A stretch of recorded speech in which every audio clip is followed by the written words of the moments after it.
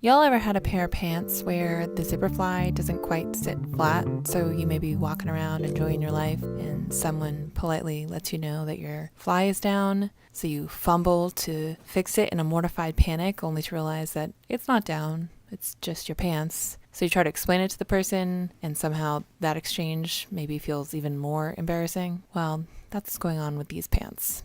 And today, I'm gonna fix it. First things first, find matching thread. This is a top stitching job, meaning my stitches will be very visible, making it extra important that the color matches the rest of the garment. The next very important step is pressing. As with most projects, if you take the time to iron your materials, you'll be much happier with the end results. Once I got it lying nice and flat, I pinned the fly backing to the front of the pant and used tailor's chalk to mark a line that was in keeping with the stitches that were still in place. Next, I just brought that puppy on over to the sewing machine and, you guessed it, sewed along that line.